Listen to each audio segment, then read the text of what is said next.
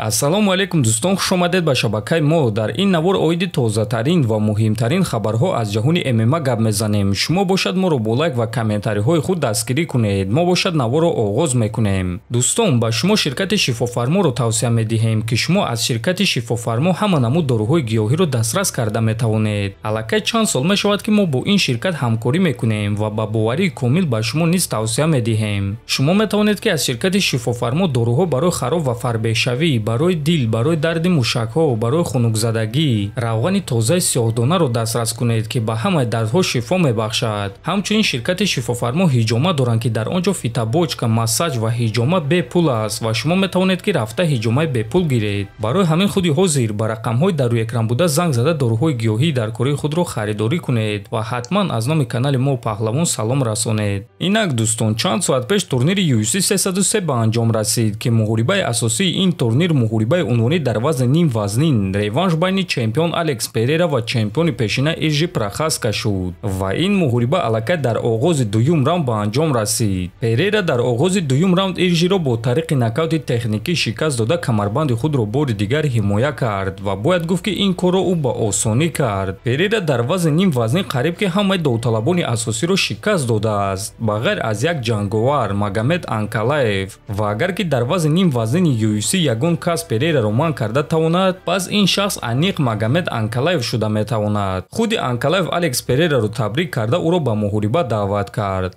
Алекс Перейра, табрик, ту маро ҳайрон кардӣ. Дана Вайт доимо мегӯяд, ки ин варзиши имкониятҳост ва ҳама чизе ки ман мехоҳам ин имконият пайдо кардан аст. Ба ман гӯштин дар кор нест, ба ман зарбазаниям басанда аст, то ин ки манаҳи туро санҷум. Ман боварӣ дорам, ки туро ба нокаут равон мекунам, навиштааст Анкалаев ва боз илова карда чунин суханҳо навишт.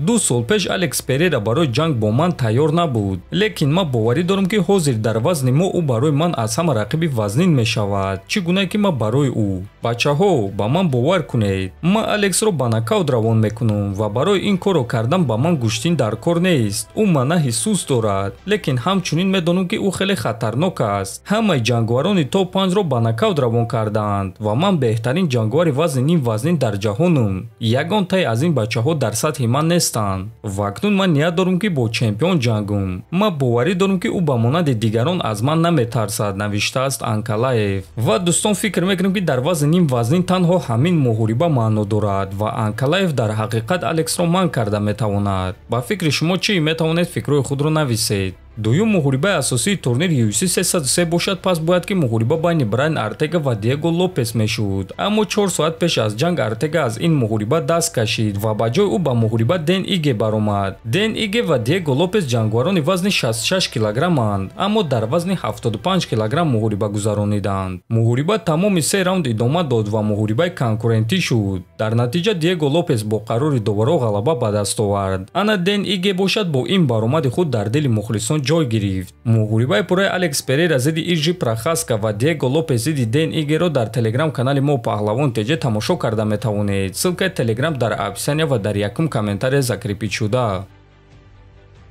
шаби гузашта мураббии Лоиқ Раҷабов оид ба гӯштин Саид Сапаров ана ҳамин аксро гузошта чунин суханҳо навишт.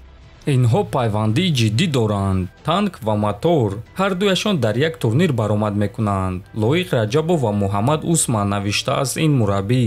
Ва дӯстон, чӣ гуна ки мебинед дар ин акс Лоиқ Раҷабов ва ҳамдастаи ӯ Муҳаммад Усман, додари Камару Усман аст. онҳо ҳардуяшон дар зали Kill Club тамрин мекунанд ва ҳардуяшон рӯзи 20 июл дар турнири UFC Fight Night баромад мекунанд. Лоиқ Раҷабов бо ҷангвари амрикои Трей Огден вомехӯрад ва барои Лоиқ ин чорум муҳориба дар ташкилоти UFC хоҳад шуд. Раҷабов дар UFC 3 муҳориба гузаронида 2 ғалаба ва 1 бохт дорад. Дар охирон муҳорибаи худ зидди Абдулкарим Аль-Селвадӣ Лоиқ бо тариқи нокаут ғалаба ба даст оварда буд. Трей Огден греплер аст, ки ягон ғалаба бо тариқи нокаут ё ки нокаути техникӣ надорад, аммо 11 ғалаба бо тариқи сабмишен дорад ва ин нишон медиҳад, ки ӯ дар замин хеле хатарнок аст. дӯстон, мехоҳед, ки мо навор оиди бартарӣ ва прогноз дар ин муҳориба омода кунем? Агар чунин навор барои шумо шавқовар бошад, пас биёед дар ҳамин навор 3000 лайк ҷамъ мекунем ва мо чунин наворро омода карда пешкаши шумо мекунем. ҳатман дар канали мо обуна шавед, то боздид хонободу сарбаланд бошед.